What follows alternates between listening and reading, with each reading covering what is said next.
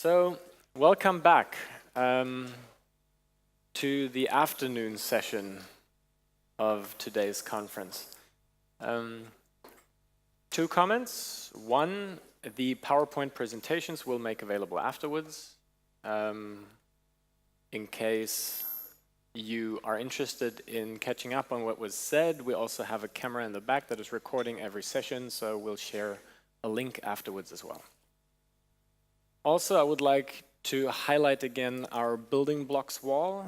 We would really appreciate it maybe in the next coffee break if you could participate and share your ideas with us about concept, coordination, costs, and capacity for the way forward, and perhaps challenges you see in the work we do. And with this, I would like to hand over to the session facilitator, Esther Schüring, who will be facilitating the session on technology frontiers, newest applications. No, sorry, that's session 2. We already were there. Implementing digital social protection, current challenges at national and international level. Enjoy. Esther.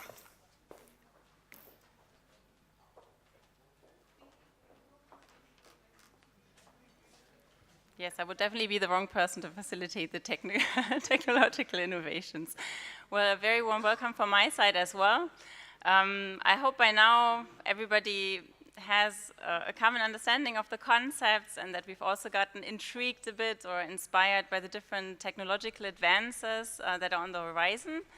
And now with this session, which I think is a very important and fascinating one as well, we're trying to get to the nuts and bolts. So what do we actually have to do when it comes to implementation?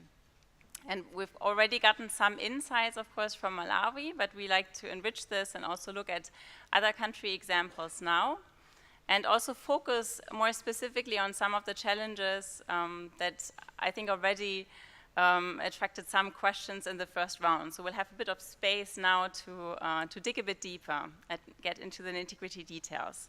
In order to do so, we have split the session into a national panel, so to say, or a national segment and an international one, because we felt there are important challenges that need to be addressed at national level, but also at international level. And we wanted to give it due attention. So in the first round, we'll have actually 3 different presentations on challenges at national level. So the first one will talk more generally about the opportunities and challenges, so sets a bit the scene for the further discussions. The second one will focus on what it actually takes to establish integrated information systems at country level, and will zoom in on some of the country examples.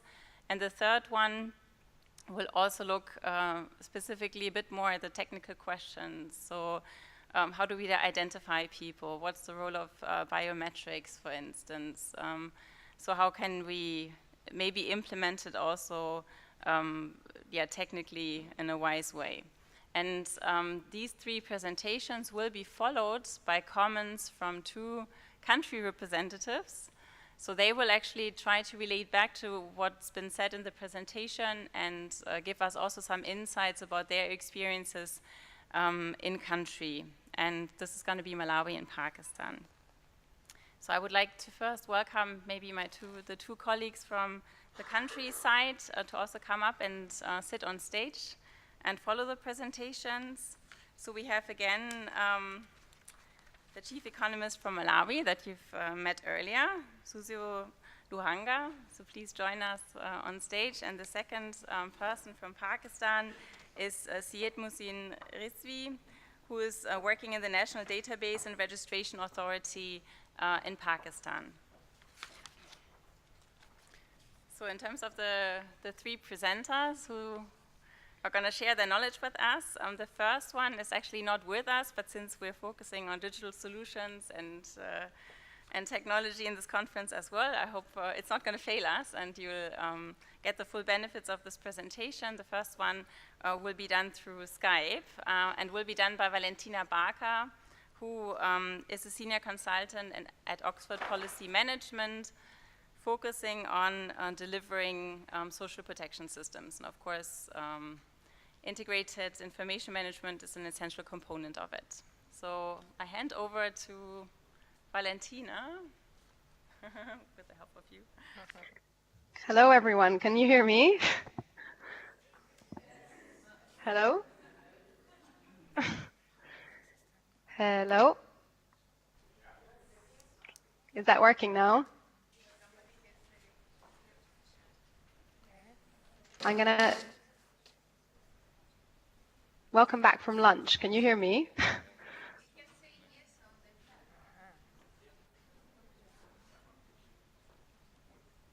Can you hear me now? Hello? Yes. Can you hear me? We can hear you. Okay, fantastic. Okay. I was almost hoping, as you said, to have more technological challenges so I could start my session with an example. Right, so welcome back from lunch, everyone. It's 7 in the morning here in the US, where I wasn't allowed to leave the country because of a visa problem. So I'm really sorry not to be there, and particularly sorry not to be able to kind of directly connect to discussions that were there in the morning. I hope I won't repeat too much.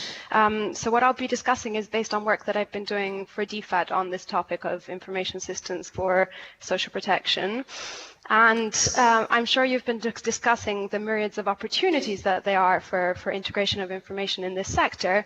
But the thing that I'm going to try and discuss this morning is that, yes, there's lots of opportunities, but the extent to which these can be truly reaped depends on how the system is set up in practice. So where the data is flowing to and from, how it's being collected, stored, managed, and shared. So if this is a visual, and I'm sure you've seen this in various other forms of the bucket, kind of the wish list of policy objectives and operational objectives that we would want to be achieving with information integration and information systems for social protection. We'd want a more equitable distribution of resources based on objective and comparable information, increased responsiveness and inclusiveness of interventions that link to wider policies and kind of better serve the poor, potentially by helping people, for example, to transition between schemes as they face different life cycle risks, et cetera, et cetera. I'm not going to go into the details. What I wanted to say is that within the ISPA Interagency Social Protection Assessments Working Group, we've been dividing these into 4 key buckets that are kind of 4 desirable outcomes for information systems. And these are inclusion, efficiency, slash kind of cost effectiveness, ideally, accuracy and integrity, and accountability. So this is what we're striving to achieve. Kind of these are our desirable outcomes. And the question is it always the case that integrating information systems can actually help to achieve this? So we've said it depends, and that's because there's many design and implementation variations that can actually help kind of enhance or compromise reaching some of these desired objectives. And I'm going to just walk through some of these relatively quickly because we only have 15 minutes each, and I want to abide by that time.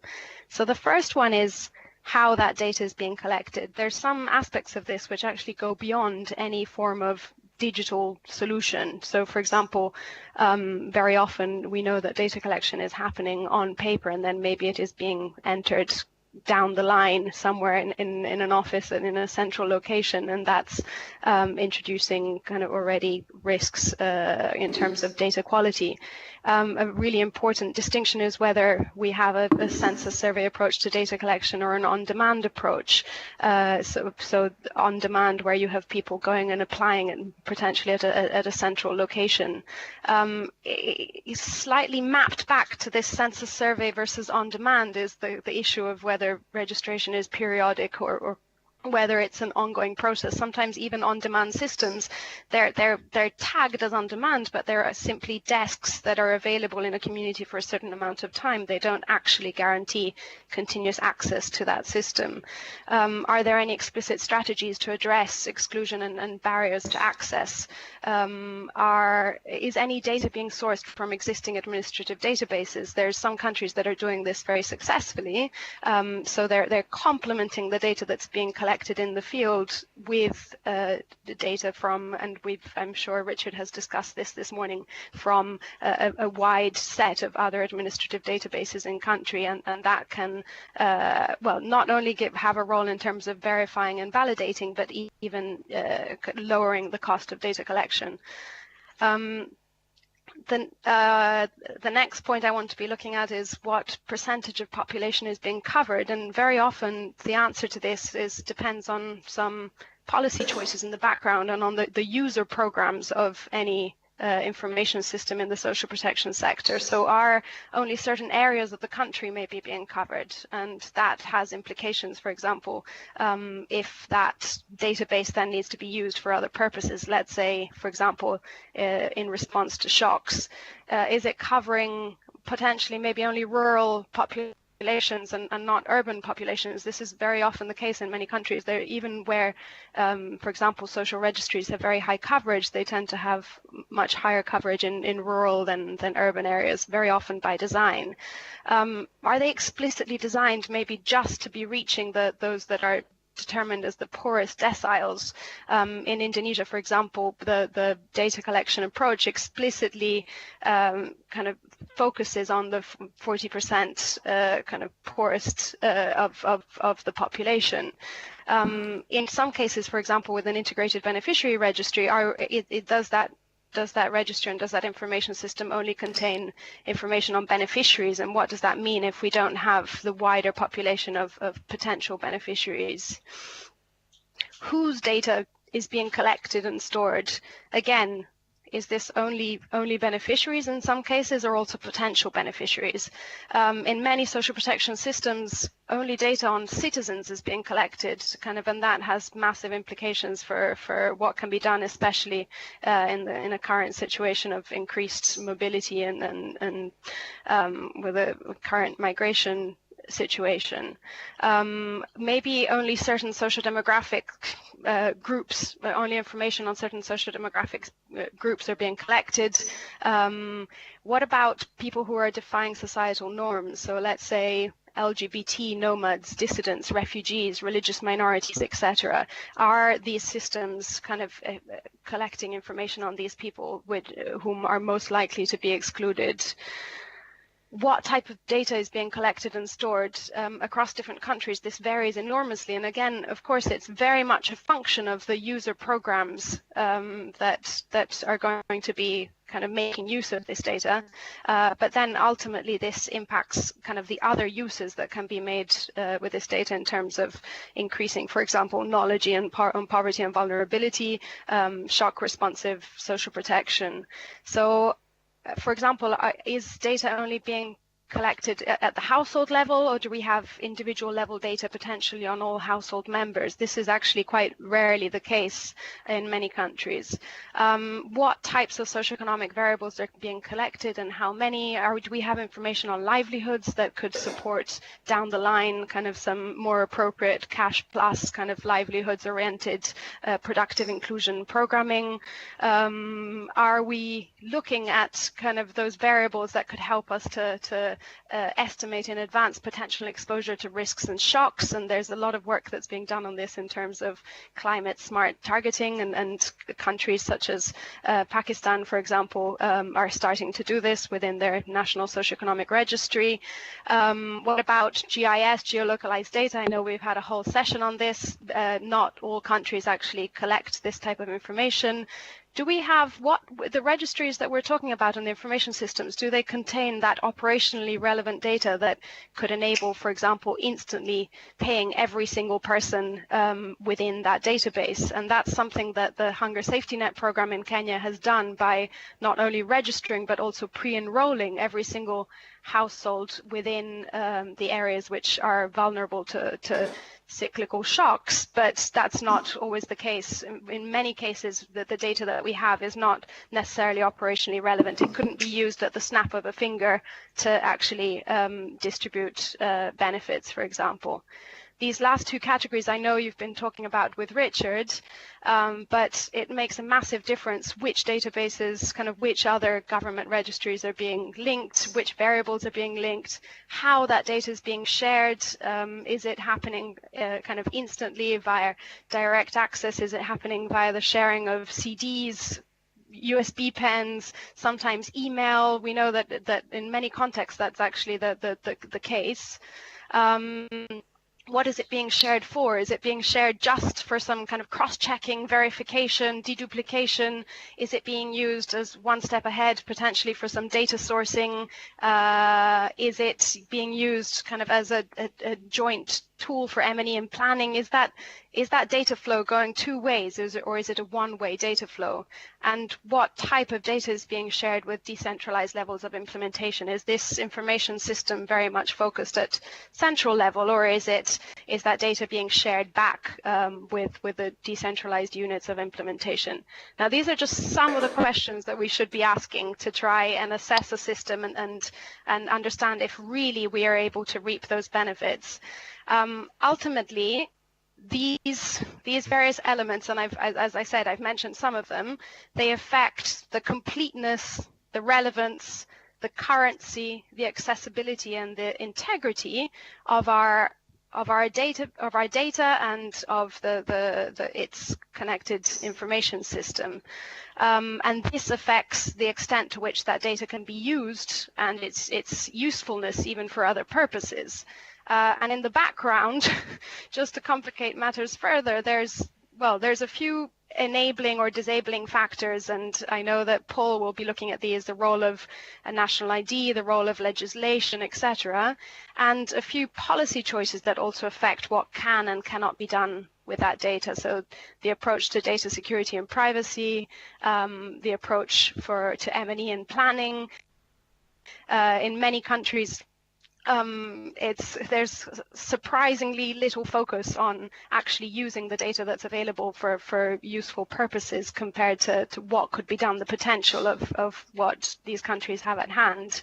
And only with an explicit focus on M&E and planning, for example, through an integrated beneficiary registry, is that really possible.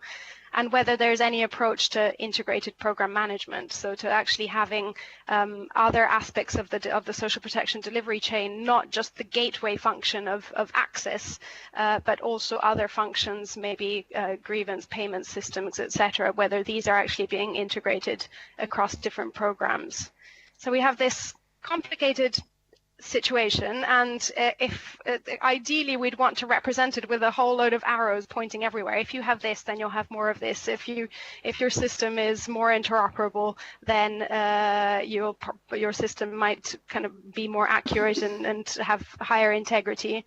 And we've done this to some extent. I'm just pasting them on this slide to show that there's these two infographics that we've developed with DFAT that are quite useful to untangle some of these aspects, how these variations in design and implementation can actually affect what can ultimately be done with your information system. So I invite you to go and have a look. Now, to come to the second half around challenges, risks, trade-offs, one important thing to say, and I've used the same diagram that Richard used in his presentation, is that many of these are similar at program level. So we have exactly the same challenges happening within every single social protection program that's being implemented in every country. Now, the problem is that when information is integrated, some of these risks and challenges can be exacerbated. So that's what we need to be keeping in mind. And which risks will come up will depend on what functions are being integrated along the delivery chain. Again, I'll be quite fast on this, but this just gives you, as Esther was saying, this is just giving you an overview of what the key challenges might be. And I'm looking at this conceptually, and I know that Phillippe and others will be giving some country examples as well. We've got issues of capacities and competencies at country level, and I have a couple of slides on that. We have the potential risk of increasing costs, complexity, coordination. Whilst, of course, integrated information systems can support better coordination, it also introduces coordination costs. And ultimately, we know that data is power. Therefore, there's a massive political economy involved in a new system being developed that shifts those power dynamics around who holds and who shares the data and how with others. There's issues, massive issues of data privacy and security. Again, the similar issues apply at program level. It's just that integration across all programs kind of multiplies the level of those risks. And I know that Paul's presentation will be looking at this. We have a risk of multiple exclusion across all social sector schemes. So systematic exclusion if the gateway functions are integrated, for example, via a social registry. These risks are the same at program level, but if the same gateway is being used for all programs, then if your information is not within, for example, that social registry, then you have the risk of being excluded across all social sector schemes because of maybe because you're a category which is at systematic risk of being excluded, maybe because of exclusion errors that are inbuilt into the design and implementation of the system, because of the periodicity of registration, the administrative requirements needed to apply, inadequate communications, inadequate complaints and appeals system. There's a long list of reasons why that might happen. And the last one that I have here is possibly the most important, the risk that we're focusing on the technology and we're forgetting that we need this technology to be responding to the needs of staff and citizens. So we need it to be user-centric. And this is a risk that has I've seen happen in quite a few different settings if that is not put left, right, and center of why this system is being developed. There's a set of trade-offs that if we look at the opportunities and the challenges together, we can see that, for example, an on-demand system is more inclusive, but it ends up guaranteeing lower coverage of population, and it requires higher levels of capacity. There's trade-offs between the desire for privacy and of data, but also the desire for increased transparency and multiple use cases. This comes up very strongly, for example, when we want to use social protection data for other purposes, let's say, for example, for a shock response. Strong privacy laws maybe don't allow that data to be shared with third humanitarian parties that might want to be using that data for good purposes, but not the purposes that they were originally intended to be used for. And a third trade-off that I stress here is just an excessive focus on deduplication and inclusion errors, and on that kind of systems engineering to make sure that we don't have error and fraud versus the issue of exclusion. So to zone in, and these are my last two slides on the issue of capacities and competencies. This is a huge issue that countries face, because it is a big undertaking to shift from a fragmented systems of different programs, maybe with their own management information systems, towards this higher level of integration. But we need to look at this at three different levels. It's not only about people, so the availability, retention, skills, and aptitude of the staff. It's also about the organizational structures, how the system is structured and the shifts that need to happen for this new system to be in place, and whether we have the processes, procedures, resources to do this. And in the background, and I know Richard's also been discussing this, whether this new system is actually backed by legislation, regulations, etc. In Latin America, many of the social registries have a strong legal backing that solve some of those political economy issues we've said about who holds the data and how relations within government happen because of that. And we also need to remember that when we talk about capacity, we need to always think about capacity for what. So capacity only exists in relation to a set of objectives and a set of tasks that need to be done. And this is just a set of examples. The types of capacities we're talking about are very broad. So when we're talking about what different tasks individuals might be performing. So they're around software design, updating and maintenance, a big, especially at central level, there's a lot of new pressure on coordination, kind of creating memorandums of understanding with other social sectors. So there's a legal component to that. The capacity for kind of building this inclusive system for data collection, capacity to be able to use that data for poverty and vulnerability analysis, data visualizations. There's an important aspects of understanding the underlying social protection business processes so that the system actually responds to those. So this is just a kind of, I'm just putting a few there on the screen for us to be thinking about. And when we look at individual kind of at these capacities at individual level and break it down between the central level and the decentralized level.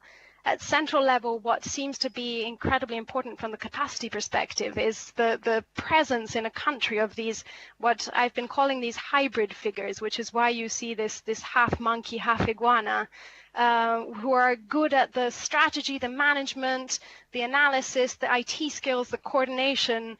They need to understand the social protection sectoral needs and contexts and work processes while also understanding the role of information systems. And many times these systems fail because that type of figure is missing, and maybe terms of reference are put out that just focus on the technology.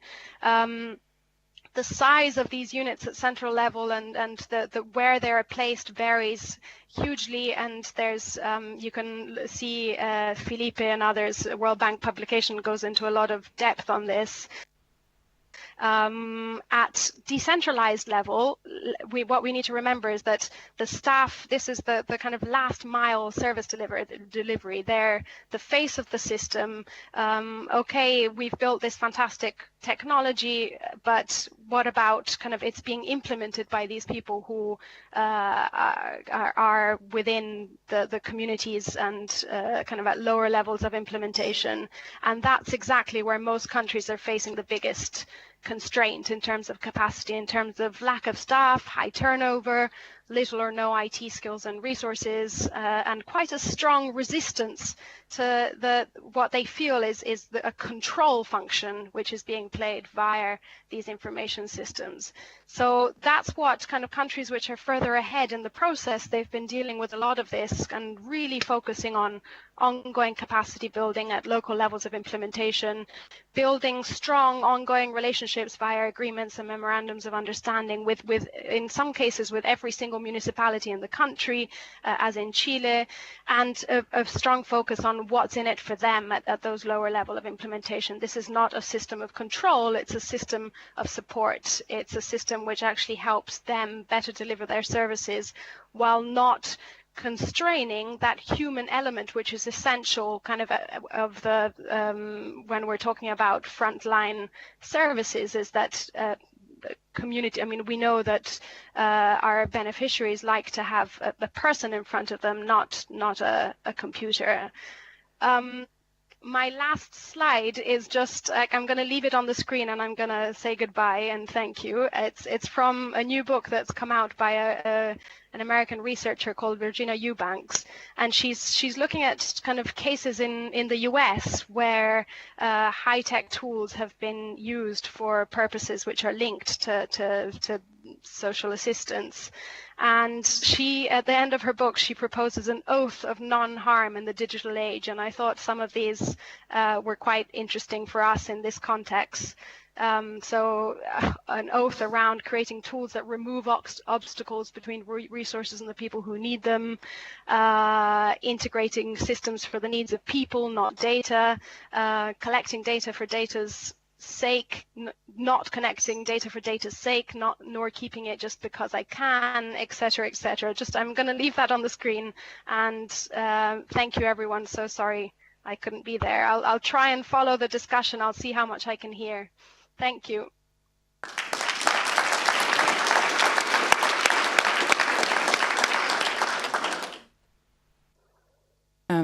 Thank you very much, Valentina. I think this was a very comprehensive overview. Now the challenge is which aspects we're going to pick to focus on. I would like to ask our two country representatives maybe to focus on 3 elements that were mentioned as challenges. The one is registration, second one integration, and the third one is capacity constraints.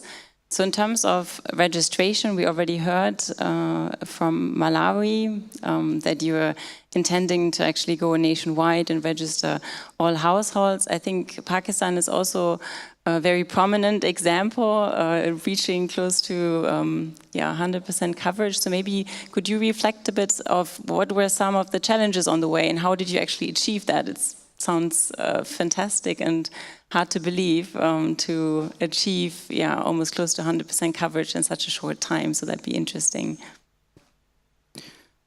Since my name is Syed Mohsin Rizvi, I belong to Pakistan National Database and Registration Authority.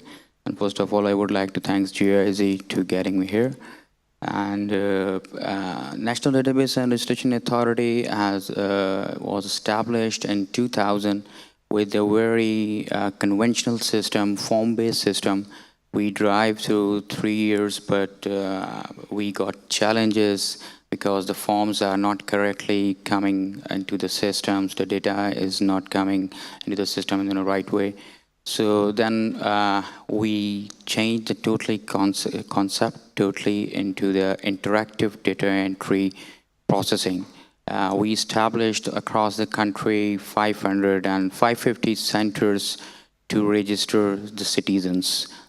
All citizens approaches our centers, and we capture their biometrics, their information, demographic information, their social indicators, and other related information. And on based of that, in 2010, we produced almost 75% data, legitimate citizens' data. We registered that. And after that, the poverty alleviation program started, and it gives and boosts our data because in our country, there was a challenge that the females were disagree or hesitate to get register themselves. So this poverty alleviation program, especially for the women empowerment, had boosted up the National Database Registration Authority, and now we claim 95% registration has been done with the legitimate data. And out of 95%, we have all biometrics information, including the facial images, the fingerprints of 92%. And on that basis of database, we integrate our national registry system with the poverty alleviation system, right? So we integrated both systems, and we pull out the data for health initiative programs, and we roll out this health protection system with the help of insurance company, with the government, and we implement it in the 41 districts. And the results are, because this health initiative program consists of the enrollment of the beneficiaries, then another stage is visits to the hospitals. First of all, the enrollment was carried out through their biometric verification with the national registry data. So we have all integrated data of three, the registry data with the poverty alleviation data and the health protection data. All three database sets are integrated and interlinked. So as far as health program is concerned, we launch in 41 districts, and after enrollment, they do visits to hospitals, and if they have a chronic diseases, they get admitted, and when they discharge, we follows them by calling them to get the feedback from the patients. So till now, in 41 districts, the satisfactory rate is about 92%.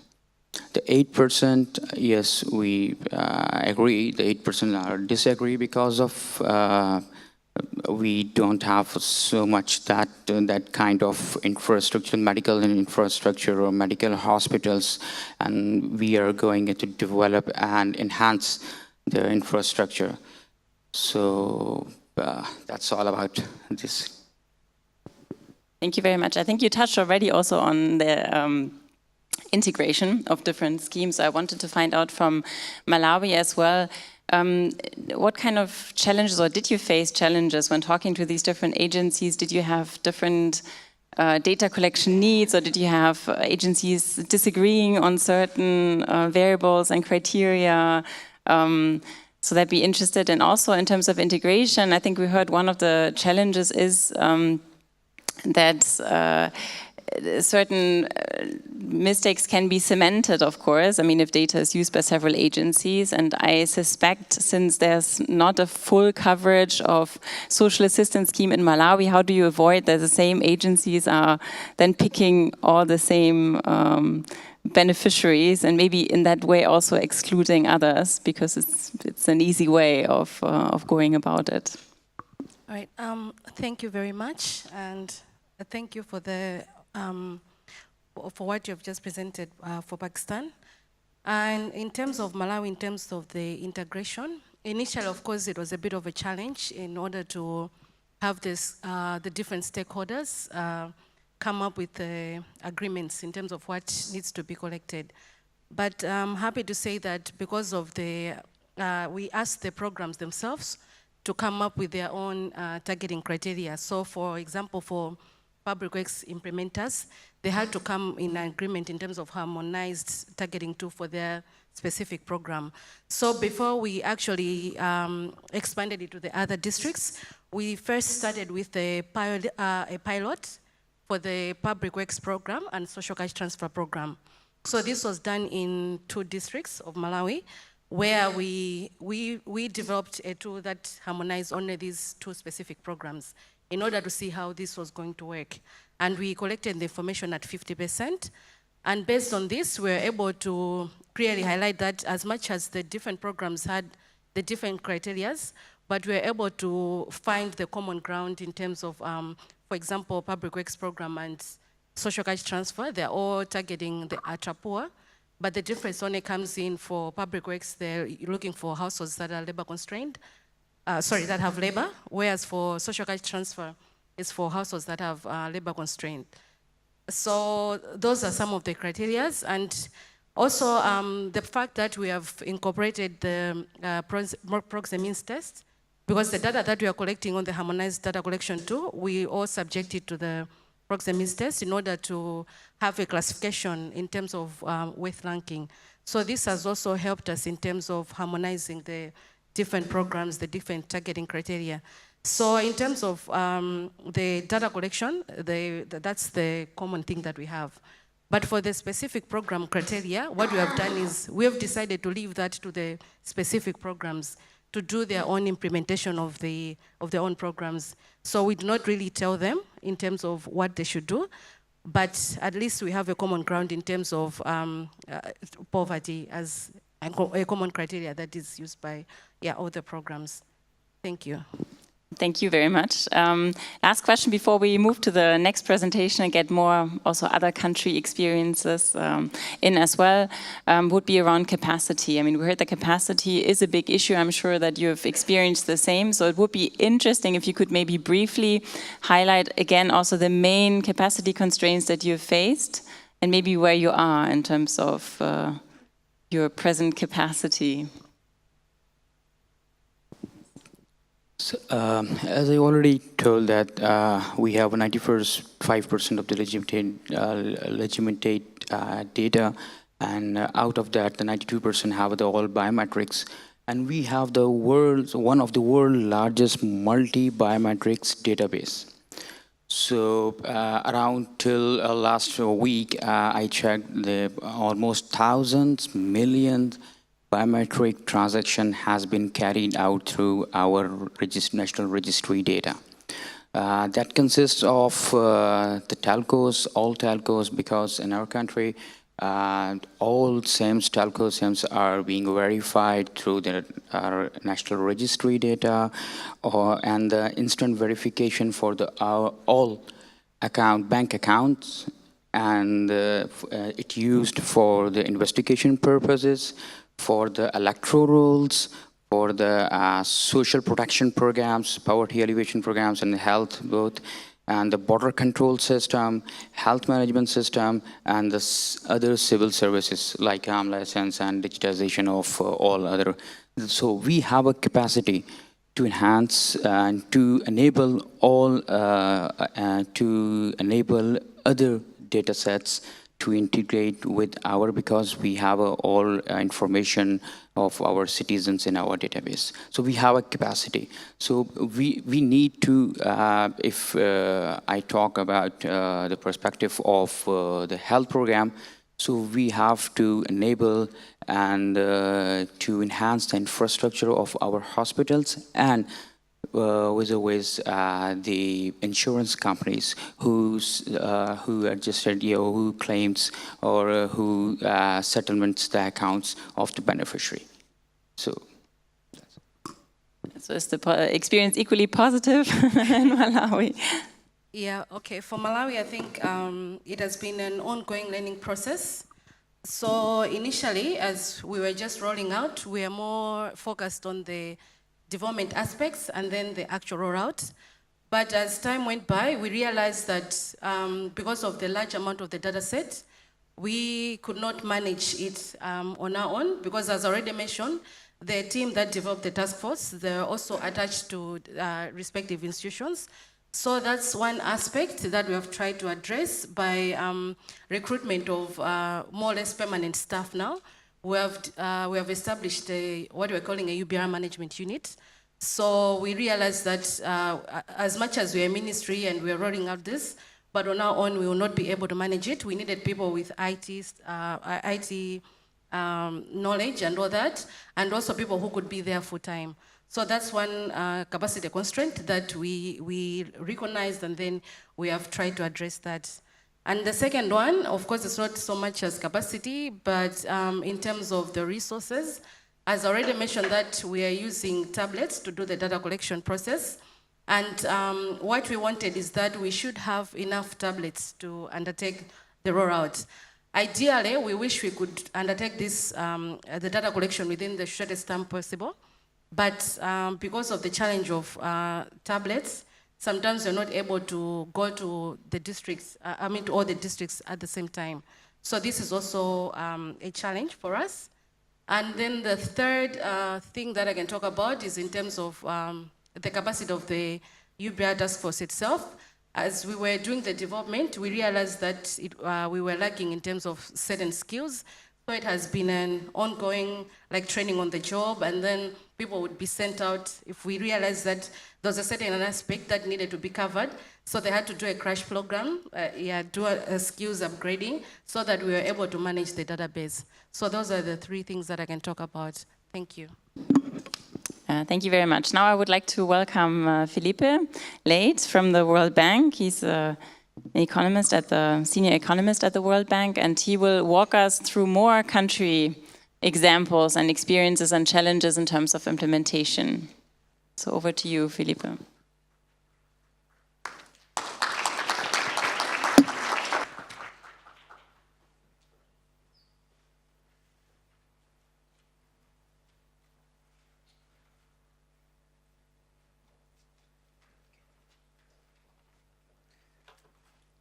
Good afternoon, everybody. I will try to make a little bit of the impossible, to talk about a lot of problems in 15 minutes. So maybe this is a problem that we have to solve, but I'm happy to talk with you after that. And I want to start very quickly I will not be talking about technology, because I think the whole discussion about technology is missing one point of what we are looking at. The social protection system that we are talking about is not technology. It's to find a way to link the services and the benefits that are available to the citizens. We are trying to give the opportunity for all to have access to the services and benefits that are available. What happens is that in many cases, some part of the population are excluded from this process. And we have to make sure that they have all access to it. How to make sure that they have access? They need to have access to information sometimes. It's not about having the software. They do not have information. They do not know where to go. Sometimes they know where to go, but they do not know about the requirements, papers that they have to fill up. Sometimes they are illiterate, and they cannot be and fill up a form by themselves, so we need to have support.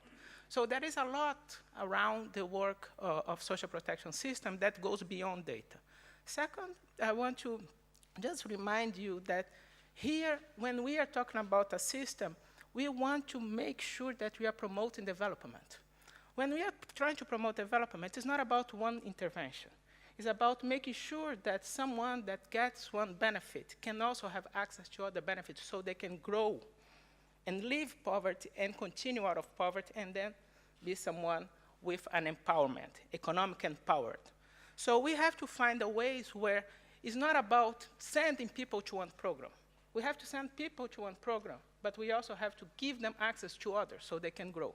So here we have a set of programs that they can have access that are related with poverty because they are lacking income. So cash transfers, social pensions. But we also need to provide services for this family where they have access to the education, where they have access to health, where they have access to some training. And this is beyond the social protection. So how can you bring the other sectors in the discussion? It's not only about linking, but about bringing the other sectors to be part of this system, okay? So in the presentation, I will show some country examples where we are trying to build this overall system, not in terms of IT aspects. And since this morning, we talk about the social registries, we talk about beneficiary registry, we talk about other systems, how to integrate them. A lot of this presentation is more on the social registry part, because it's where the more demand in terms of people, how do we create one, so I will have some examples on that. Having said that, on social registries, first thing is that there is an evolution, and there is a typology, okay? There is no right or wrong, the way to go. So what you can see from the experience is that you have countries that are working only for one program. There are countries where the social registry is benefiting many programs. You have countries where the process of update is every 3-5 years, it's by cycle. You have programs where they can register all the time. And you have programs where the two happens at the same time. Now the question is like, let's get Chile, that is the most advanced integrated system. To get here, they did this path. They first started increasing usage, and then they made it dynamic. Brazil had just one program with a period of certification. First they opened up to make it dynamic, then they started adding programs. Indonesia, Richard mentioned this morning, is piloting continuous process. Pakistan, so there is no footprint. That's the point. The question is like, what we are trying to achieve with these social registries to start with. So this evolution here is pretty much related to what we are trying to achieve. So I will give some examples of Mali, that is here one program, Djibouti. I will talk about Colombia a little bit, Brazil, and Chile, and Indonesia. But keep that in mind. So the first problem that we face when we are trying to do this is that we are trying to promote inclusion. We are trying to promote coordination, okay? But we have a challenge. Weak institutions. We have an absence of legal agreement. When I say that I'm integrating, who is in charge of the information? Who owns? How can I share one with the another? There is no legal. Data sharing protocols, they do not exist. So how can I protect privacy without data sharing protocols? fragmentation, multiple donors, agencies, all talking about. And then we have a tendency sometimes that, oh, the country has no capacity, this is why I will create a parallel system. And then this parallel system will not be sustainable because the government will not take, there is no capacity building as part of the parallel system. So just Chile today is at the top corner, but Chile started in the 80s, okay? And they had a very small program, 2,000 households, until 2003, when they decided to create a national strategy. This strategy was not a social protection strategy, it was a strategy for social development that had education and health part of it, where early childhood was part of it. A lot of things going on. At this stage, when this strategy led the way to increase the coordination, because the strategy was saying we have to get a family and help them to grow from where they are to a future point. So you cannot do this only with social protection. You need the other sectors to work with you. When they arrived that, suddenly they started increasing the number of beneficiaries for 2 million, 1.2 million. And they added, as part of the Chile strategy, because it was doing so well, they added more modules with the Chile Crece Contigo to create this integrated system. And then you have the overall process about laws and regulations to make this more robust. The point is that they did not start it from zero. They were building on the top of what they had, improving and adjusting this, and backing up with the laws and regulations, bringing the institutions together through their regulations, okay? And today, even the system here is used for shock responsive and other stuff. The second example is about the political economy. So Brazil is an example of the political economy where the politicians and the development partners and the agents, the practitioners, they have different objectives. So in Brazil, the objective in Brazil was, in the beginning, 2001, there was a law about the social registry. But having a paper and having something on the ground is different. So the law never moved on. And they had 4 programs looking for the poor and vulnerable, and they were not benefiting from this law. Only in 2004, they decided to consolidate these different interventions. They decided not to create an integrated beneficiary register, but they said, let's put all in the same and create a new program. So the strategy was, first, clean up these 4 databases into one. So it took them pretty much 5 years, and at this time, they were trying to add some families, but that was not the objective. The objective was improve efficiency of the 4 programs into one and making sure that this machine works. In 2005, they started signing the agreements with the municipal to create what they call the Center of Social Assistance, where there were points of entrance for people to go and claim programs and benefits, because this does not exist. So how can I demand a program if I do not have a physical place where I go? Okay? And this is where it became dynamic, because now you have a place that at any moment that you need a program, that you suffer a shock, you can go and claim. It's not something static that I go collect the data today with my IT platform, tablets, and all, and then I leave. Because as the moment that I leave this room, the program, the social registry, is outdated, right? So I cannot just collect data and leave. I have to collect and stay. If not, outdated day one. Because after, you say, I collect the data today, next day, someone will born, someone will die. My database is outdated, okay? So I must be present. I must connect with the civil registration. There are many things. But point here that I want to highlight is that version 6, version 7, what does it mean? Is that it's the evolution from paper-based to offline system to online system. This was gradual, respecting the timing of each municipality to make the investments that were needed, because you cannot guarantee that all municipalities run online services, because there is no capacity, there are no people. The centers, people need to be trained, turned out, so there is a lot of investment. But the final point here is that When they started making dynamic, the coverage started to increase. But then you have like a big jump from 20 to 22, 23, 27. Because at this stage is this use of geographic information. The government was saying, if this is for poverty reduction, why do I still have poverty according to the national statistics? So what they did the GIS from poverty maps, the GIS of coverage of the social register, and they found out areas where the coverage was really small to the poverty. And then they had an outreach strategy to inform people about the programs, so people could join the program, and then they increase coverage. So the exclusion, despite all the nice things here, the exclusion was simply for the fact that people did not know where to go or what to do. So when they solved the information, coverage increased. So this is a very important point. Another very important point is about harmonization and concept. Here is where we have the big problem. We talk about integrating, we talk about this, but every single of us has a different perception or different understanding of an indicator. When you talk about poverty, monetary poverty, multidimensional poverty, is vulnerability, is extreme poverty, is food security. Every single one has a different thing. And in the government, it's the same thing.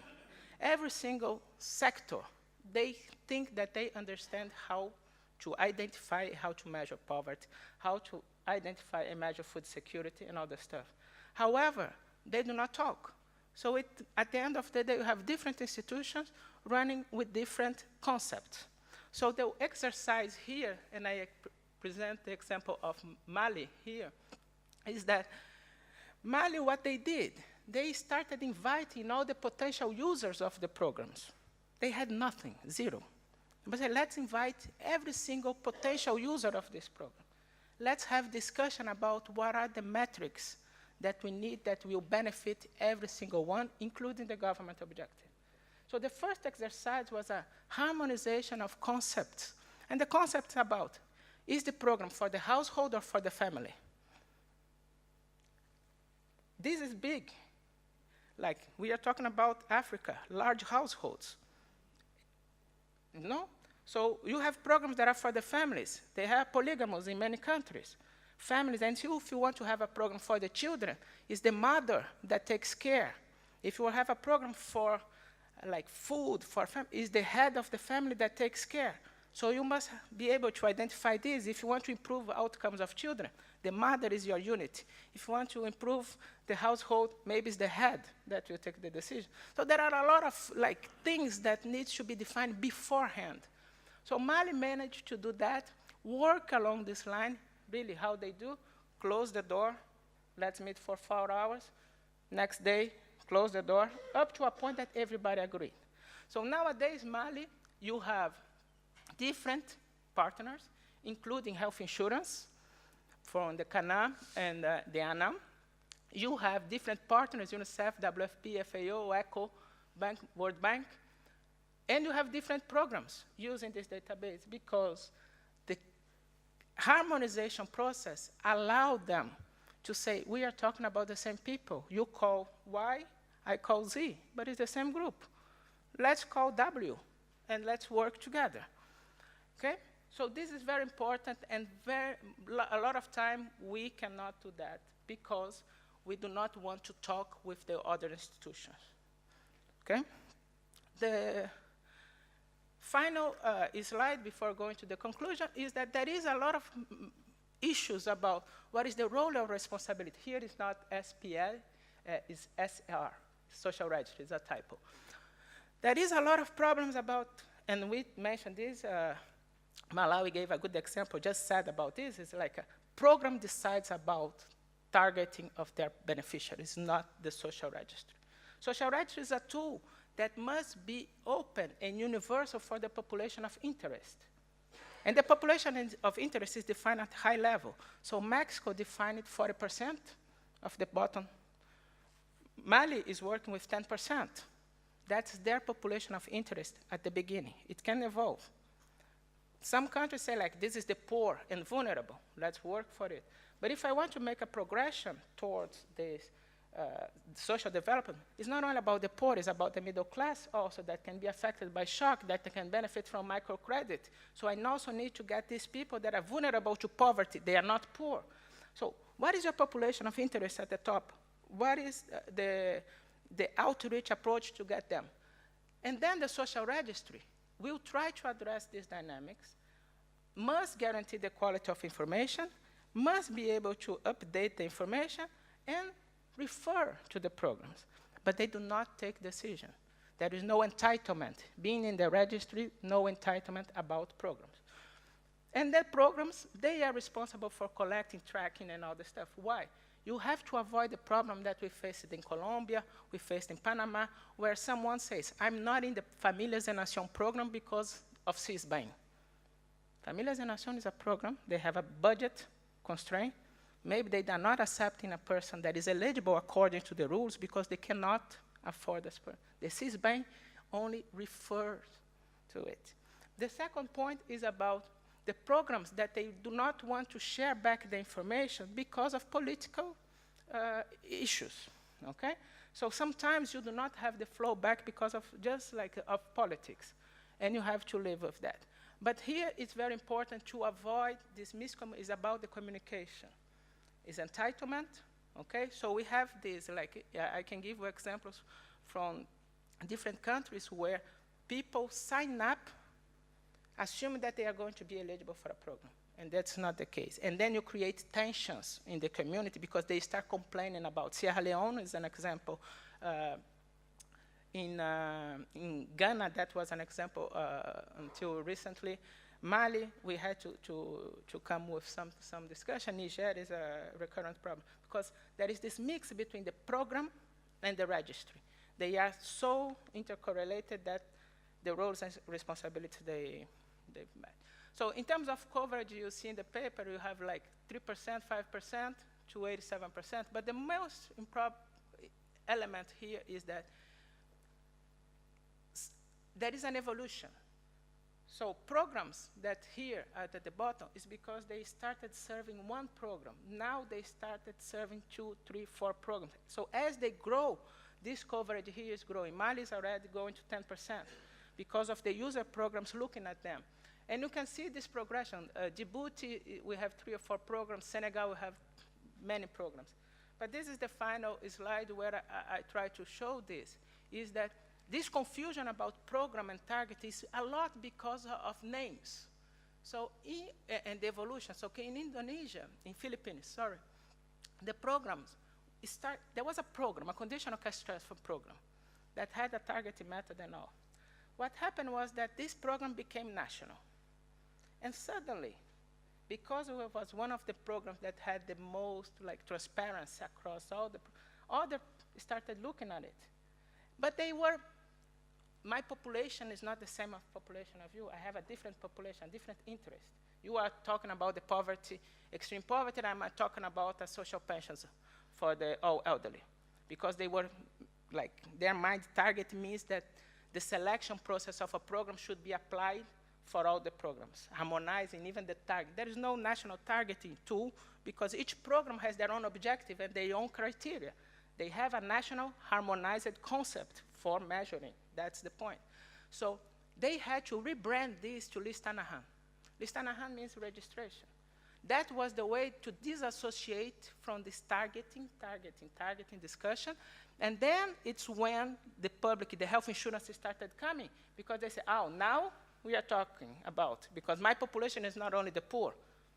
So that's the point about removing some words to increase the coverage. So then now you have like 25, 20, 30 programs looking at it. So I will leave the conclusion here, but bottom line is that we need to build on the progress. We cannot simply assume that something new can be started right now. This is a continuous, a trial and error. Every time you go and you adjust, okay? Recognize what was done and build on it. Technology is needed, but it's not the solution. Sometimes the solution is people, is information, is development, is center. Technology helps that. Leadership is the last one. If we do not have leadership, we cannot achieve the results. So I'm more than happy to talk more about real examples, but I will stop here for the moment. Thank you.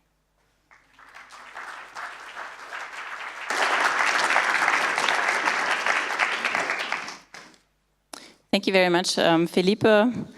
I think it was very important to stress that we need to focus on user-centric approaches and also put technology back into its place, and maybe not exclusively, even at a conference like this, focus on the technological advances, of course. In terms of being user-centric, maybe I should let you know that you also have a chance to participate and ask some questions at the end of the 3 presentations. In order to allow for that, I'd just like to focus on one aspect before we go for the 3rd presentation. I mean, Phillippe was mentioning the political economy and possibly also sort of the interaction between politicians, practitioners, development partners. So I wanted to find out from Malawi and also Pakistan, to what extent did this work out? Where were some, maybe potentially some of the challenges in getting these different groups together and making them work on the same idea and helping you make progress and not derail progress? Thank you. I'll share the experience that we have had for Malawi. We realized that we could not progress much if we did not really involve the political aspects in terms of the rollout of the UBR. So in the first 10 districts, this was not so much taken into consideration because we just started the development and then we rolled out. And what we realized later on when we were trying to do an assessment, an evaluation in terms of what we could have done better, we realized that we should have involved the politicians right at the beginning. So we had a meeting with the members of parliament, and as much as at the district level, we try to, as an entry point, we try to meet with the full council where we have members of parliament as well as councillors. But what we realized is that usually the members of parliament and the councillors are not available. And they felt that they have to be given this preferential treatment because they were saying that if you want to come to my district, I'm supposed to be the first person to be consulted before I go to the villages and I tell them this is what government is going to bring. So right now when we are going to the new districts, we have changed the approach. What we did is we had a special invitation. We took advantage of the parliament being in session. So we had a day, just a session with them. We met them for about 2 hours and we just invited them and then we gave them an update in terms of telling them what the UBR is and what we are going to do as we roll out the UBR, and also to highlight their role in the data collection process. Because at 100%, what we are realizing is that we really need the people to buy into this idea of being registered. And also the point that he raised when he was doing the presentation, it's really important in terms of making sure that you are able to manage the people's expectations. Because one of the things that we are also grappling with is we're going there at 100% and we'll have to go back after 4 years. But we do recognize that the challenge that we have is the programs that we have will not reach out to as many people as we would want. And you know, when you go to the communities and you ask the people to classify themselves like who is poor, everyone says we're all poor. Then you ask them, but can you just classify yourselves in terms of who do you think needs the benefits more than anyone? They'll be able to do that. But everyone wants to say they're poor. No one, like in Malawi, culturally, you cannot say you're rich. The people look at you like it's a double. What's wrong with you? So everyone is poor, but we look at the relative level of poverty.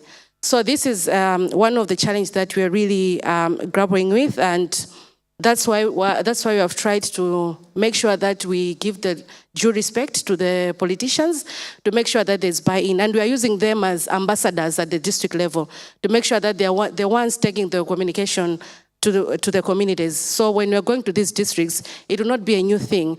So when they go there, they'll be actually saying, okay, you can come to my village. People already know that they have to be registered, and they're trying to work for us, really. So this is an aspect that we have looked at, I think, as government. Thank you.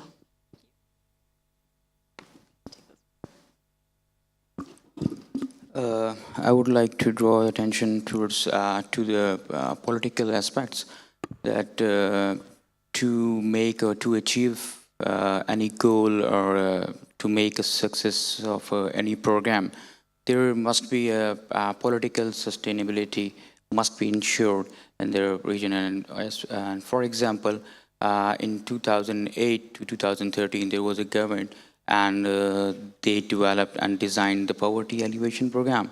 The next government, when the next government comes, and they use the same data for other aspects, the health protection, the IDPs, internally displaced persons, and other for other reasons.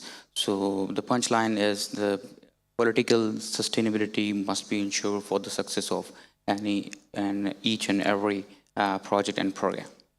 Yes. Okay, one more quick aspect. Yeah, I've just remembered that it's also in terms of the institutional setup at central level. We have made a deliberate effort. For the steering committee, it's comprised of principal secretaries and representatives from the development partners. So in terms of the person who heads the steering committee, we actually have the chief secretary for the office of the president and cabinet, who is chairing the steering committee for social protection in Malawi.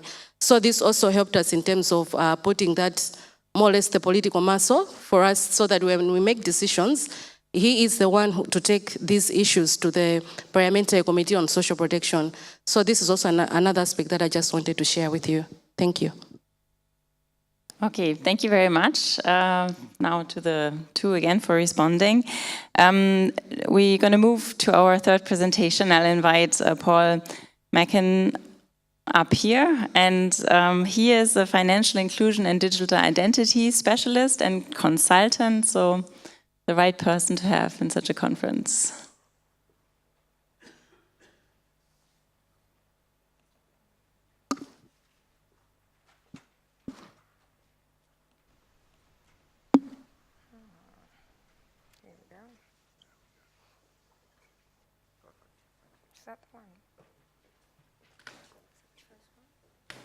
There we go. Thank you. Great. Hi, everybody. First, the bad news. I'm a technologist, and we're going to talk about technology.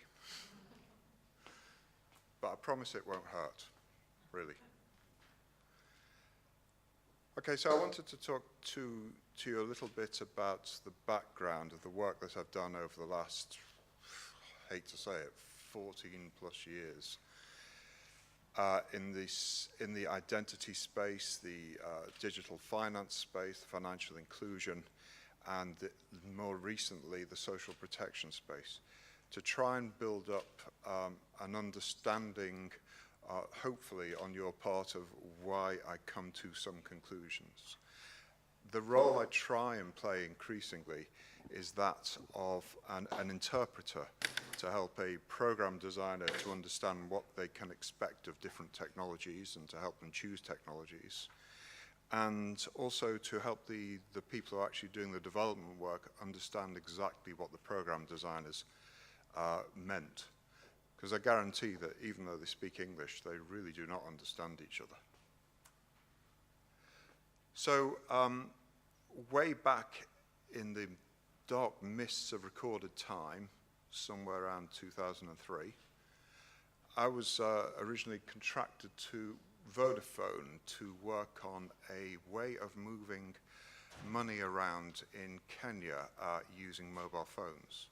We didn't quite know what it would be or how we'd do it, but it ultimately came to be called M-Pesa. So we worked on that for 3.5 years before it went live.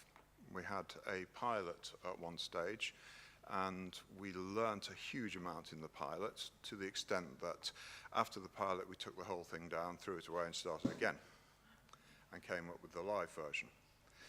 So because I tend to be involved in the early stages of a service, by the time it went live, I was actually working on a slightly different project, a project that we shall henceforth know as HSMP. And the work that we were doing within the M-Pesa team for HSMP was to develop an offline extension to M-Pesa. So we had it working in the labs that you could move money around up in the north, up here. You could move money around using M-Pesa, register people, send money around. It was all working. It never saw the light of day because ultimately Safaricom are a mobile phone company and they're not that interested in developing something which doesn't use mobile phones. So consequently, it was killed off before it could actually go live, and ultimately, I think it was Equity Bank that won the contract to do the first versions of HSMP.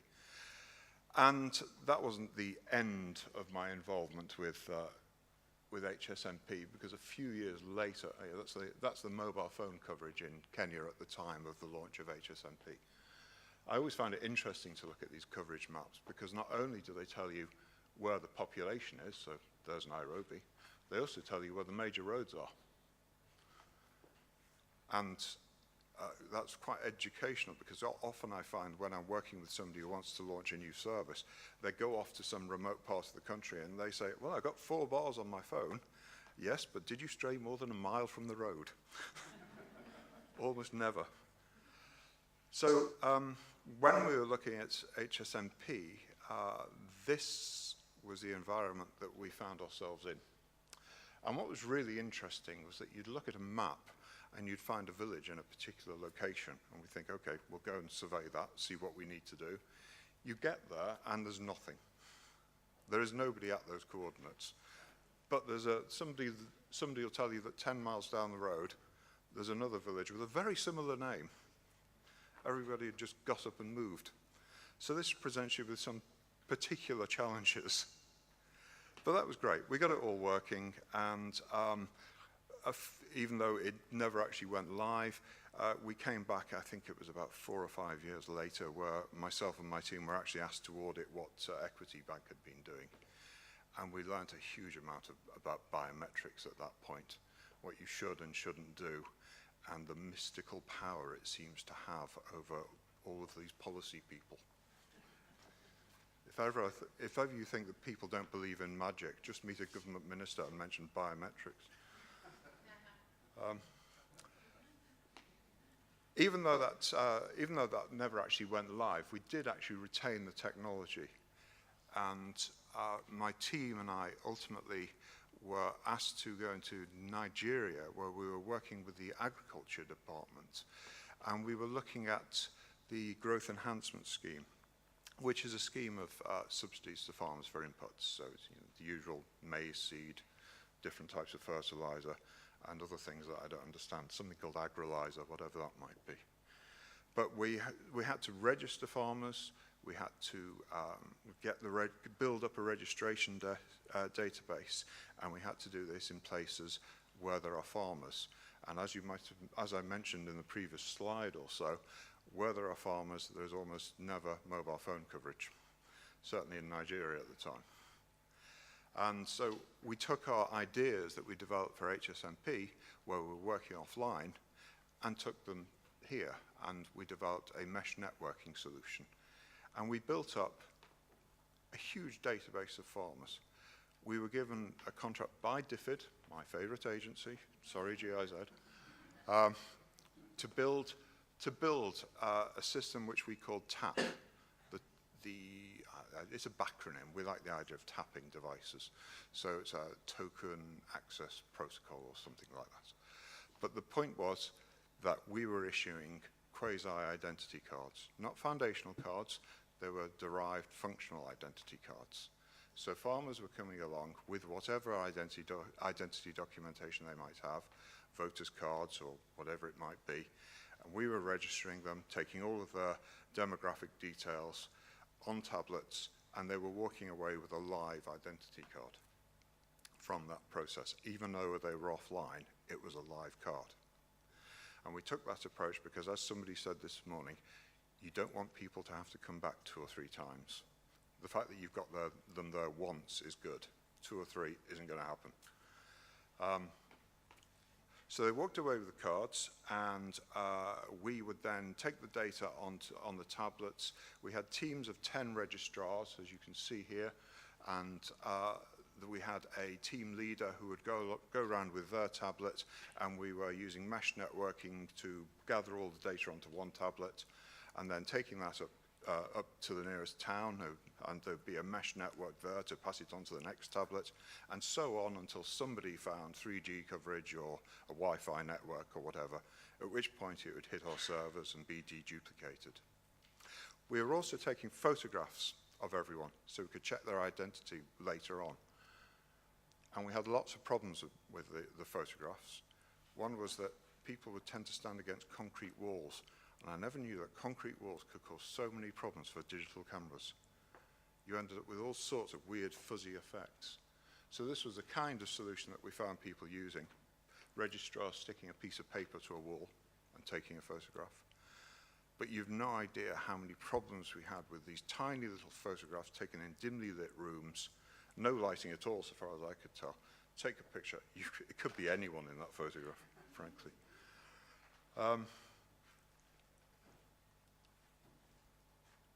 So yeah, we had these teams which were very successful actually. We managed to register 500,000 farmers, more than 500,000 farmers in 9 weeks, which is some good going.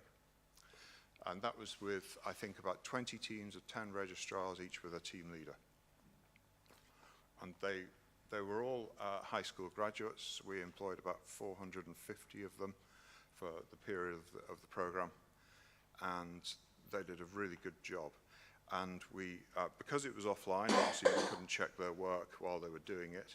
But we were doing the data cleaning back at our servers, and we could see where people were making errors over and over again. For example, there was one guy who was in the identity number field was entering identity number every time. So call his team leader, tell him what he should be doing. So yeah, that worked quite well.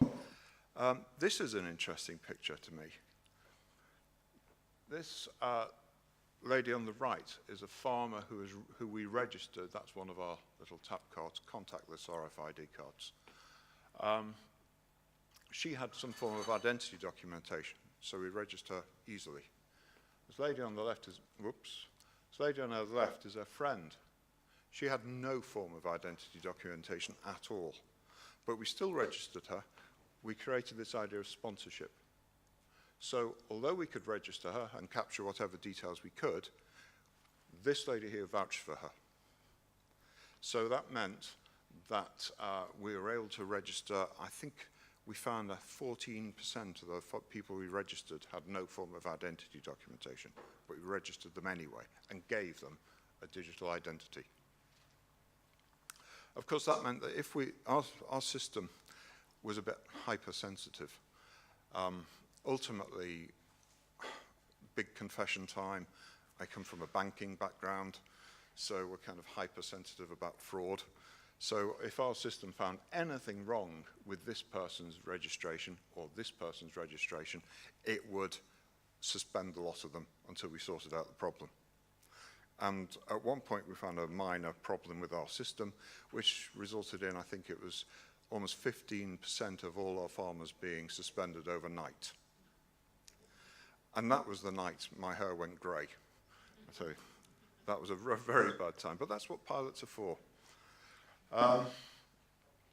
We had an 85% redemption rate. We delivered over $19 million worth of benefits through this system over a 9-week period. It was a huge success. Why isn't it live now? This is Nigeria, in case I didn't mention it. And the civil servants, sorry if there's any Nigerians in the room, but the civil servants couldn't see any way to make any money out of this. It was completely leak-proof. So it was killed.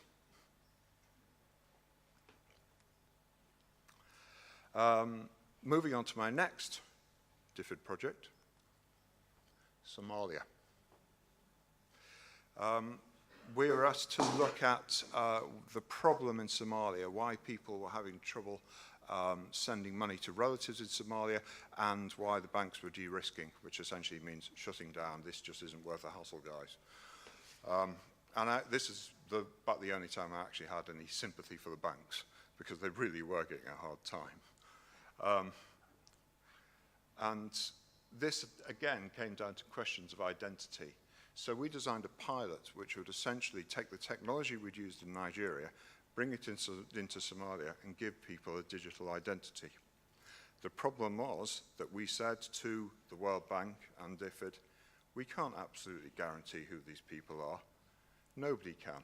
If you're a bad guy, you don't come along and register under your real name. You lose your identity card on the way to registration. But what we can do is say that from this point on, they are not carrying out any fraudulent transactions, and we can see what they're doing completely from every day. But that wasn't really good enough, I'm afraid. World Bank is tied a little by international regulation, which means you have to deal in real identities, etc., which is so 20th century.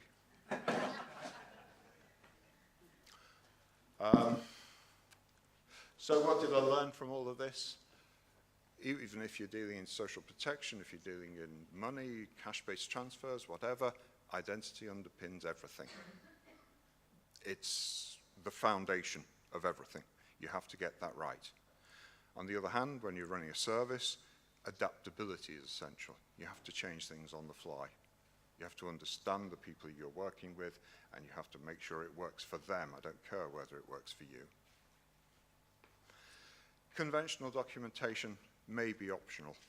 Now, funnily enough, I was asked by a bank in the US to look at exactly this because they're having similar problems. Because the millennial generation, they don't have passports, they don't have driving licenses, they don't have bank accounts.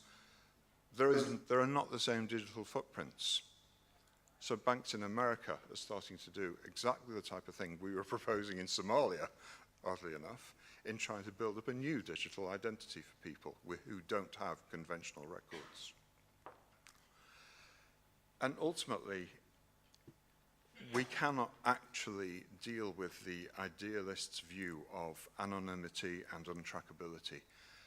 I understand the attraction of all of that, but it's not real world. We have to, if we're going to actually deliver people and include people in society, we have to give them something which may be akin to a real identity of some form. Now, a brief diversion into biometrics. I'm trying to go as fast as I can. Biometrics are an amazing set of technologies. They've got significant promise, but they're one of those that's really hard to do well and extraordinarily easy to do badly. So that's a fingerprint. It is not a biometric, not a digital biometric anyway, it's a physical biometric. So what digital biometrics are interested in is the points on your fingerprint, any bits of any unusual squiggles. So what a biometric piece of software tries to do is identify those points and then establish the relationship between the points. And then on the left we have a fingerprint, and on the right we have a fingerprint biometric. They are not the same. A fingerprint, as we all know, is unique. A fingerprint biometric is not. I did the calculations on this and worked out that even the best quality biometrics you could expect in a country the size of India, if everybody registered one fingerprint, then the same biometric could be used by around 10,000 other people. Of course, you wouldn't know which 10,000, and it's unlikely in a country of 1.25 billion you'd find the 10,000 next to each other, but the fact is, it's not unique, and that's important in how we use it. What's more, the quality is directly related to the number of points. Where people find a difficulty in registration, they will often do what I was horrified to hear called turning down the biometrics, which essentially means reducing the number of points. And in Hunger Safety Net, we found people who were turning it down to the extent that they were only collecting 4, maybe 5 points, which essentially could be used by anyone. Yes, you got a registration, but it's totally valueless. But the really interesting thing about that is that people so firmly believe in biometrics that even though the biometrics were actually technically useless, there's no fraud, because people believe it. So there's questions of biometric suitability as well. So using fingerprints with manual workers or anyone over the age of about 50 or anyone who smokes cigarettes or anyone who lives in a dusty environment like a desert, they don't work terribly well. There's questions of centralization. Why Aadhaar, for example, keep all their biometrics central? Now, I'm not going to question why, but they actually work a lot better if the biometrics are stored on a card with somebody and you do a one-to-one match against what's on the card. That works far better. There's personal anxiety. People get very sensitive if you ask them to stick their finger in a hole, for example. One of the biometrics is finger veins. So stick your finger in this tube and let me shine a light through it. People don't like that. Or if you shine a light into their eyes or anything like that. People don't like it. And there's cultural anxieties. We had endless debates about facial biometrics in Somalia. Next, identification versus authentication. Identification means, can I tell who you are from your biometric? Authentication means, can you prove who you are? So identification doesn't work. And no service that actually proposes using biometrics for identification should be funded, frankly, because you're trying to match this fingerprint against a huge database of fingerprints. And A, it's not unique. B, it's a computationally massive task. So it's just poor practice, and it doesn't work anyway. And you'll come across also, if you're using some biometrics, such as facial biometrics, then there's a whole racial bias. But it's based on essentially who developed the software. And then there's authentication or verification. And that actually works. It works pretty well, provided the original registration was done well. Biometrics and data protection. Well, if you store all your biometrics in a central database, then that gives me huge cause for concern. First of all, compromise. Once it leaks out of the database, it's gone, and my fingerprints can then be used by anyone else, because there's lots of technologies around that let me print that biometric on a little piece of gel and then use that gel wrapped around my finger to get through a sensor. It's been done thousands of times. Replay attacks. So I can take a biometric that I even capture in transit between two devices, and I can then use it again, take that digital message, put it in another message, and pretend to be you. There's a general broader concern about the centralization, surveillance, tracking, blah, blah, blah, but that's not the subject of this. It's much better to try and leave the data under the beneficiary's control. Moving fast. Blockchain, huge potential here. But I may be the only one in the room, but I'm a blockchain cynic. I'm not convinced. There's three different types of identity that can be supported. The self-asserted, the best guess type, or the real ID, which is also known as bring your own credential, or whatever. These are all important. There are huge questions to be answered. If I'm in control of my identity, then that means I'm controlling the keys. And if that's the case, where am I storing my keys if I don't have a smartphone? I hate to interrupt, but these people will need a second of a break. This is very, very interesting, and we would like to give these people the quick chance to... Yes, I'm sorry. I'm sorry, I have to admit, I'm only two-thirds of the way through. But I apologize. no, I think it's not a problem. I think we give, rather than giving basically now the word to the two people, I think we give basically now the chance to the audience to also ask a few questions, and maybe Paul can also then touch on some of the issues that he had planned. So please, do you have any questions either for the, I suspect, two speakers or the two representatives now from Malawi and from Pakistan? Now is your chance. Yes.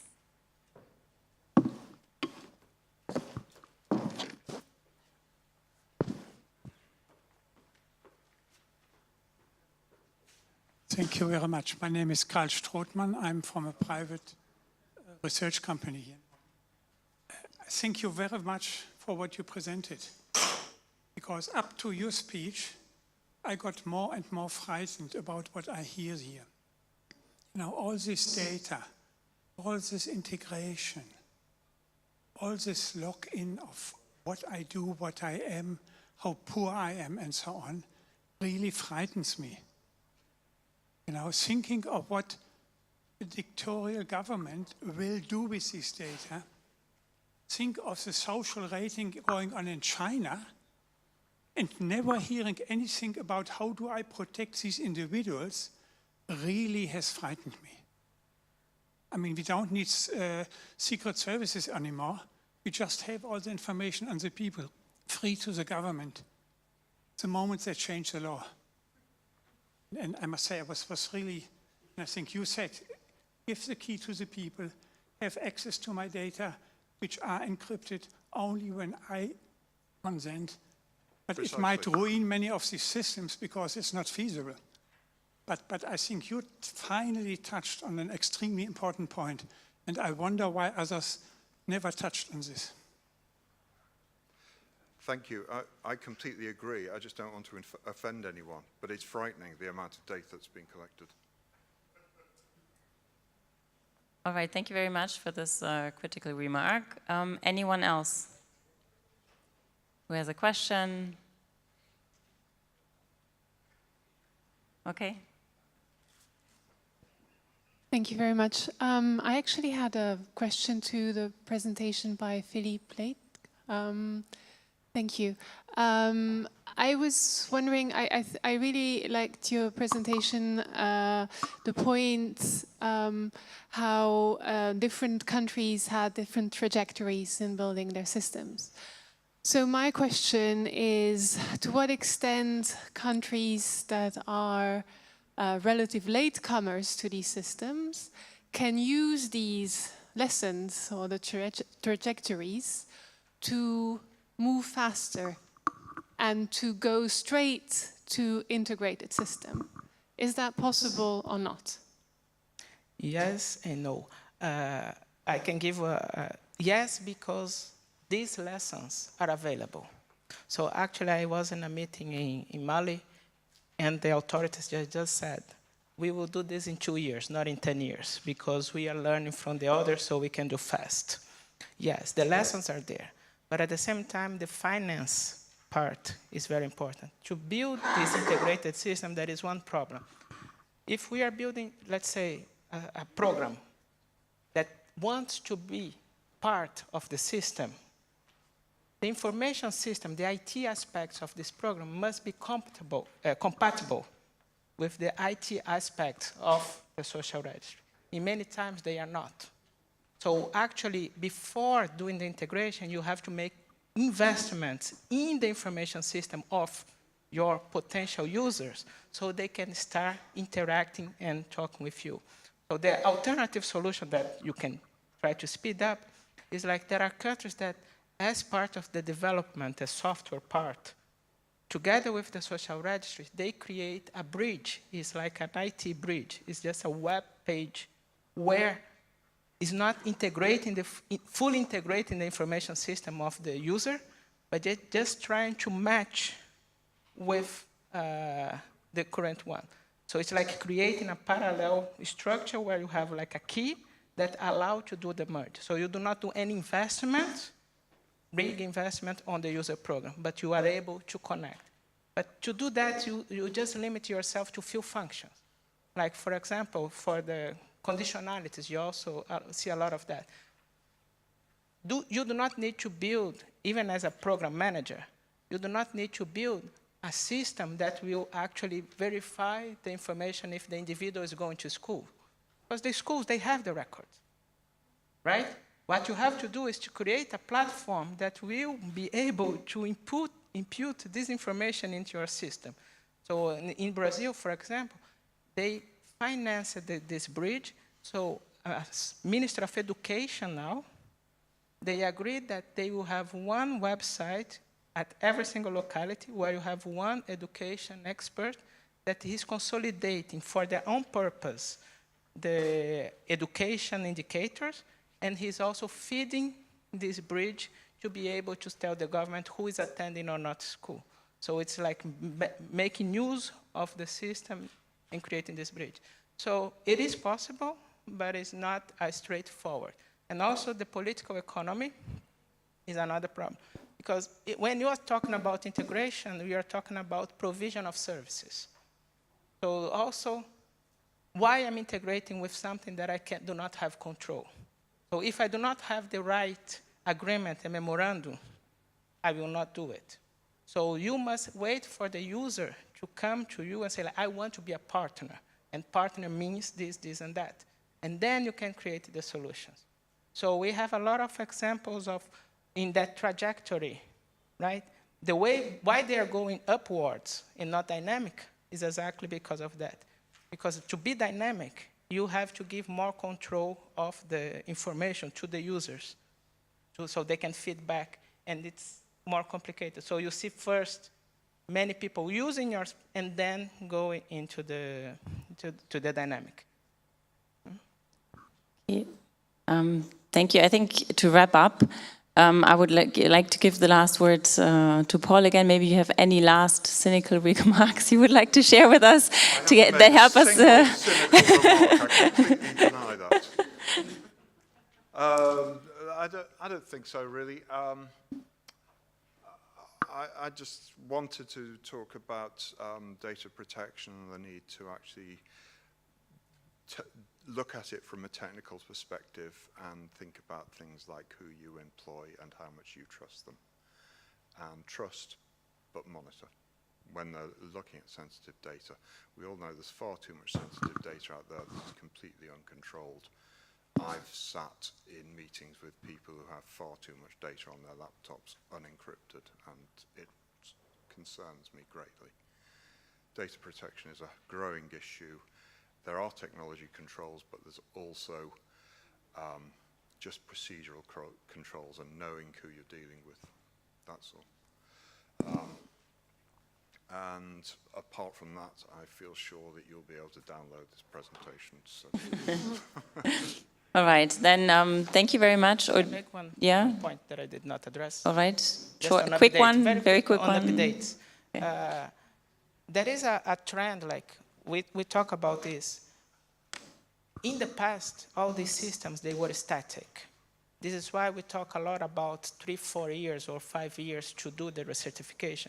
Because there was an evolution where social protection and non-contributory schemes were growing, and then the others started looking at this, oh, I can benefit from that, I can be a partner, we can improve efficiency.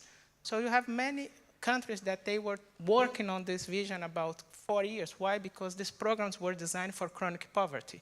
In many cases in rural areas where the dynamics of poverty are not that big. Nowadays, we are in a world that dynamics of poverty and multidimensional aspects of poverty is everywhere. This integrated system, we are trying to address this poverty dynamics. So as much as possible, even by the design, that is also, you have to be able to think about a model that allow regular updates. And this regular updates is not about you being in charge of collecting the data of people. People must also be able to come to you and update and be responsible for it. So Brazil, these dynamics in Brazil, what happened is that the day that your information is provided is valid for 2 years. What does it mean? For 2 years, any program can use that information, even if something changed in your household. 2 years' time, you receive a notification that you have to update, otherwise your benefits will be suspended until update. However, people can go to the center and do that. They have the physical structure to do that. And to have this local, as the local that Malawi is experimenting, we sometimes about this cost benefit, we think it's too costly or there is no capacity in the ground to have these unities. But think about the overall elements that you bring. If you have these local unities, you are closer to the family. The family, they can come and update, they can talk about their needs, you can use this for planning. These same people that are looking for information then can be agents monitoring, doing referrals to other programs. So investment on these centers are not just about data, it's about creating an entry point for social assistance. And this is really important, and very few countries, they do that. Thank you. Thank you very much. Thanks to all the three presenters and also, of course, to our two country experts. And now I hand, well, maybe a round of applause.